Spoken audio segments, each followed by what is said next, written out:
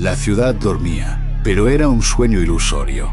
En Oakaben, un pueblo antiguo dominado por la superstición y las leyes, hasta las paredes parecían oír. Stefan apoyó la espalda contra la fría piedra sin tallar en el callejón más oscuro, junto a la vieja puerta. Cada respiración era una lucha.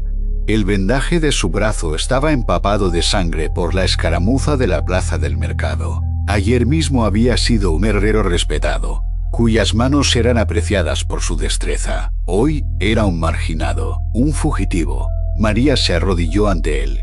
Le temblaban los dedos al acercarle un frasco de barro con agua a sus labios resecos. Llevaba un sencillo pañuelo campesino y su ligero vestido estaba manchado de polvo y hollín. «Tranquilo, Steph», susurró, mirando a su alrededor con temor al oír pasos que se acercaban al final de la calle. «Bebe, necesitamos fuerzas. Tenemos que cruzar el barranco antes del amanecer». Justo encima de sus cabezas, en una pared oscura, la tenue luz de una lámpara de aceite iluminaba un cartel recién pegado a toda prisa. El rostro de Stefan los miraba fijamente desde el tosco dibujo, y debajo se leía la inscripción en negrita: «Se busca por traición y profanación de los cimientos. Rebeldes, vivos o muertos».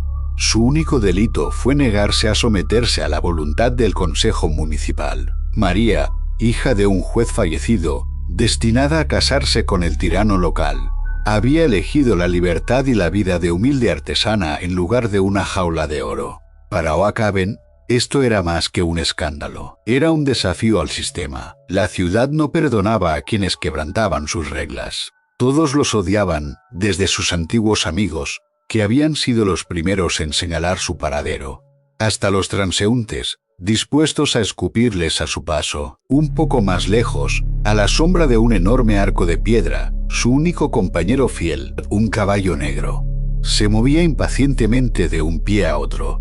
Las bolsas con lo indispensable fueron atadas apresuradamente a la silla de montar. De repente, el agudo silbido de un guardia municipal rompió el silencio. La luz amarilla de las antorchas se deslizó sobre los adoquines a solo unas decenas de metros de su escondite. «Vienen», murmuró María, ayudando a Stefan a levantarse. Los rayos dorados de la colina matutina pronto dieron paso al denso y húmedo crepúsculo del bosque antiguo. Solo un sendero apenas visible conducía hasta allí, adentrándose en la espesura, donde incluso los cazadores más audaces de Oakaben rara vez se aventuraban. Caminaban, guiando a su caballo negro por las riendas. La maleza era demasiado espesa para montar. Stefan iba delante, un pie delante del otro, respirando con dificultad y jadeando. El breve descanso no lo había curado. María, aferrada a la única lámpara de aceite que habían logrado traer, iluminaba el camino. La luz parpadeaba, revelando las extrañas y retorcidas raíces de árboles gigantes, como garras de monstruos.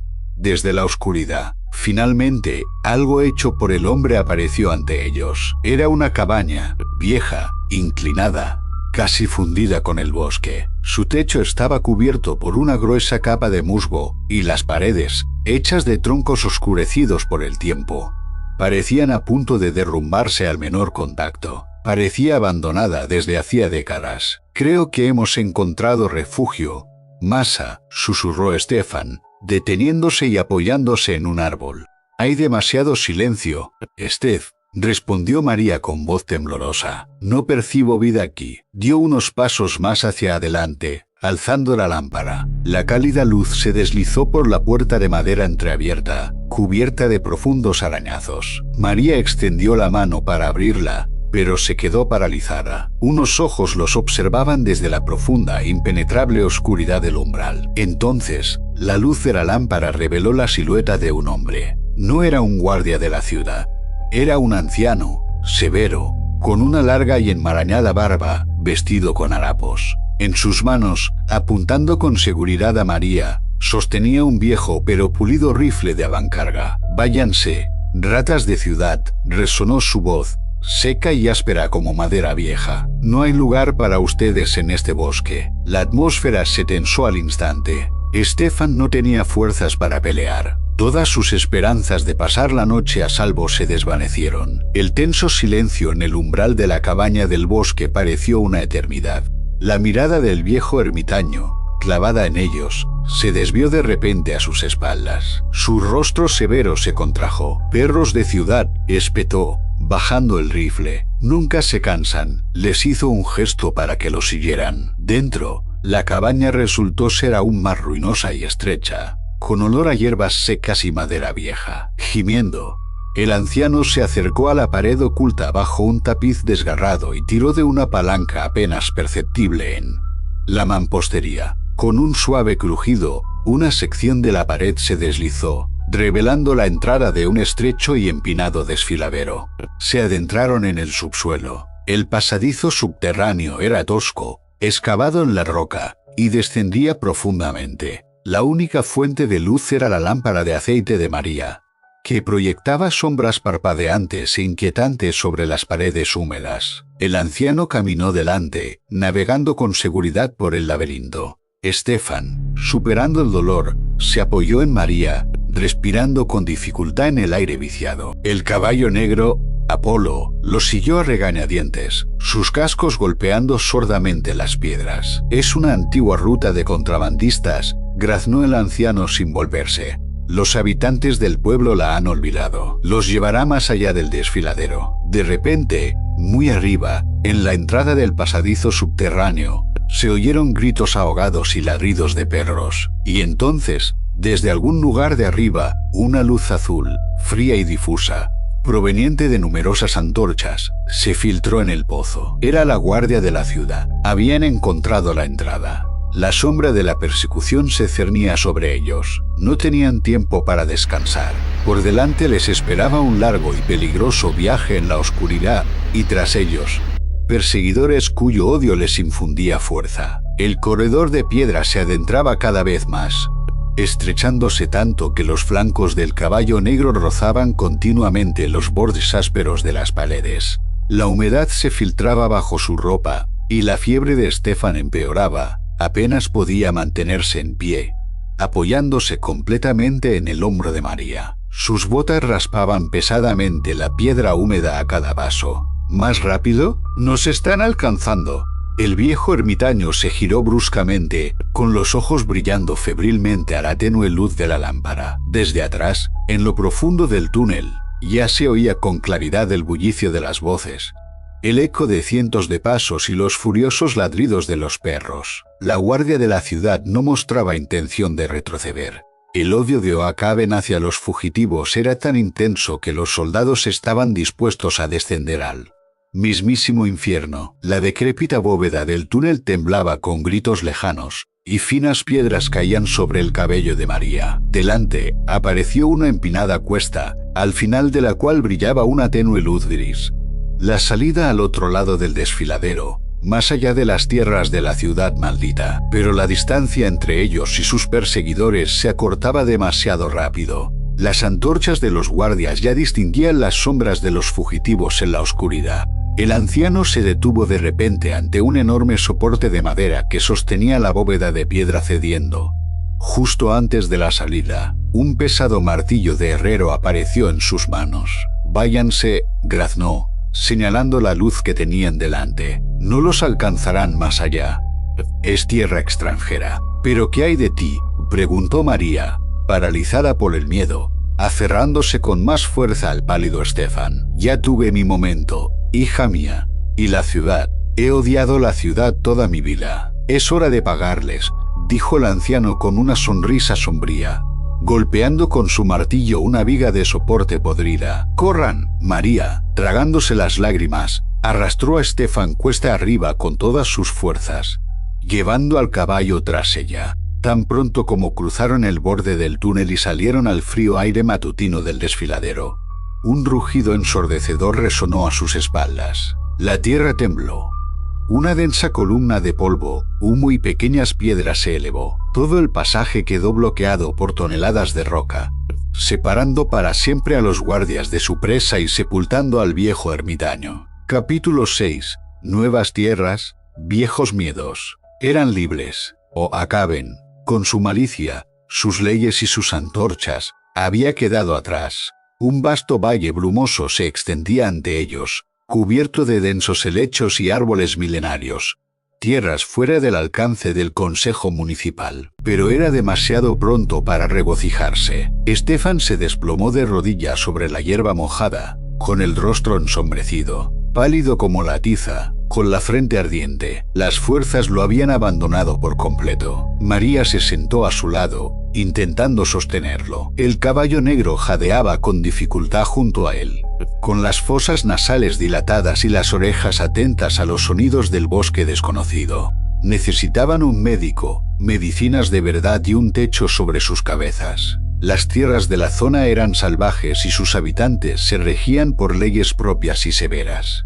A un par de kilómetros más abajo, se divisaba el humo de un asentamiento desconocido. ¿Aceptarían a los fugitivos o la mala fama de la pareja que se había vuelto contra su ciudad ya los precedía? La curandera que María conoció en las afueras del asentamiento resultó ser una mujer de palabra. Al ver las heridas de Estefan y la desesperación en los ojos de la niña, no hizo preguntas innecesarias ni los entregó a las autoridades locales a cambio de una recompensa. En cambio, los condujo por senderos secretos que se adentraban en las montañas, donde un pasaje a canteras abandonadas se ocultaba tras el velo de una cascada. Aquel lugar era una auténtica ciudad de sombras. En amplias cavernas de piedra, iluminadas por hogueras y antorchas caseras, vivían los marginados de la sociedad, artesanos fugitivos que se rebelaban contra la tiranía de sus gobernadores y montañeses libres. Aquí no regían las leyes de Oakaben, y solo se valoraba la lealtad a la palabra dada y las habilidades útiles. Estefan pasó varios días sumido en un profundo delirio sobre un lecho de hierba seca y pieles de oveja. María no se separó de él en ningún momento, cambiándole las vendas y dándole las amargas pociones de la curandera. El caballo negro encontró refugio en una profunda gruta cercana, bien alimentado y protegido de la intemperie. Al final del cuarto día, Estefan finalmente abrió los ojos. La fiebre había remitido y la herida de su brazo comenzaba a cicatrizar. Por primera vez en mucho tiempo, se sentían relativamente seguros. Sentados junto al fuego en lo profundo de la cueva, comenzaron a hablar con cautela sobre el futuro, sobre el hogar que construirían allí, entre las rocas, lejos de los muros asfixiantes de su ciudad natal. Pero la seguridad del campamento de los marginados era una ilusión. Entre los que se calentaban junto a las hogueras comunitarias se encontraba un hombre llamado Thomas, un antiguo comerciante exiliado de una provincia vecina por deudas. A diferencia de los demás fugitivos, que solo soñaban con la paz, Thomas anhelaba regresar a su antigua vida cómoda, y la llegada de Estefan y María era su billete de oro. Casualmente, escuchó a un curandero hablar sobre la ciudad de donde habían llegado los nuevos reclutas. Thomas sabía que Oakaben estaba dispuesto a pagar una fortuna por la captura de los rebeldes que habían violado las antiguas costumbres. La sed de lucro era más fuerte que las leyes de la hospitalidad. Mientras el campamento dormía, Thomas abandonó sigilosamente los acantilados y se dirigió a la frontera para avisar a los mercenarios de Oakaben, que ya estaban rastreando las estribaciones. Un grupo de cazarrecompensas profesionales, liderado por el implacable rastreador Gal, había obtenido las coordenadas exactas del refugio. María notó la ausencia de Thomas demasiado tarde. Al día siguiente, cuando el sol apenas se asomaba por encima de los picos rocosos, el silencio del campamento se rompió con el grito de un centinela. Los mercenarios habían encontrado un pasadizo secreto. No iban tras todos los marginados, su objetivo era solo una pareja en particular. El estruendo de las armas, los gritos y los disparos resonaban en las bóvedas de piedra del campamento. Los marginados contenían desesperadamente a los mercenarios en la entrada principal, pero Gal, un despiadado explorador de Oakaben, ya estaba abriéndose paso. Permanecer allí significaba exponer a todos los que les habían mostrado misericordia. «Tenemos que irnos, Steph. Arriba por las antiguas galerías», gritó María por encima del fragor de la batalla. Llevaba de las riendas a un asustado caballo negro, cuyos cascos golpeaban impacientemente las piedras. Estefan, apretando los dientes por el agudo dolor en su débil brazo, asintió.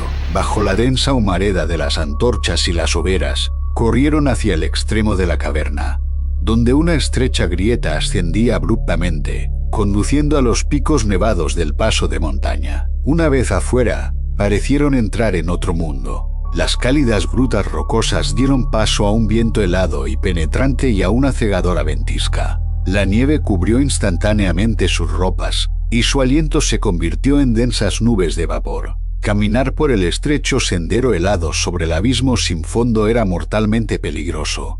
Pero era su única oportunidad. Los mercenarios de Gaius, al divisar huellas en la nieve fresca, los persiguieron. Sabían que no había donde esconderse en esas montañas. La ventisca se intensificaba con cada minuto que pasaba, convirtiendo el paisaje circundante en una sólida pared blanca. El caballo negro resbalaba sobre las rocas heladas, pero avanzaba obstinadamente, como si comprendiera que la vida de sus amos dependía de su resistencia. Estefan caminaba apoyado en el hombro de María, sus fuerzas flaqueando bajo el frío intenso. De repente, unas siluetas emergieron del manto blanco tras ellos. Gal y 3 de sus mejores cazarrecompensas los alcanzaron en un puente de piedra en ruinas que cruzaba un profundo desfiladero. ¡Alto!, tronó la voz del guardabosques, atravesando el aullido del viento. La ciudad de Oakaben no perdona deudas. ¿Volverás, vivo o muerto? María se giró, protegiendo a Estefan. No había miedo en sus ojos, solo una gélida determinación. Habían pasado por demasiado: el odio de toda una ciudad, la traición, una huida nocturna y laberintos subterráneos. No había vuelta atrás.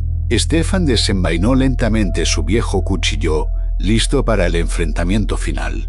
Pero María notó que los viejos pilares de madera del puente apenas se sostenían bajo el peso de la nieve. «Steph, detente», gritó ella, corriendo hacia la cuerda de sujeción de su lado del puente. Gaius se lanzó hacia adelante, espada en mano, pero llegó demasiado tarde. María cortó la tensa cuerda con un solo golpe preciso. Con un estruendo ensordecedor, los troncos centenarios comenzaron a desmoronarse en el abismo, arrastrando el puente consigo justo delante de los mercenarios enfurecidos. Gaius apenas logró saltar hacia atrás, terminando al otro lado del desfiladero. Un abismo infranqueable se abría ahora entre los amantes y sus perseguidores. El camino de regreso estaba cortado para siempre, pero más adelante, a través de la tormenta de nieve que se disipaba, ya podían ver los verdes valles de nuevas tierras libres donde nadie conocía sus nombres. Al descender del paso, Estefan y María dejaron atrás el frío, el miedo y la persecución. La ciudad que los había odiado no era más que un oscuro recuerdo de sus vidas pasadas. Encontraron un lugar en un valle tranquilo junto al río, donde construyeron su pequeña casa. Oakaben seguía rigiéndose por sus duras leyes, pero sus habitantes nunca pudieron escapar. Para doblegar a aquellos que eligieron la libertad y el amor contra viento y marea,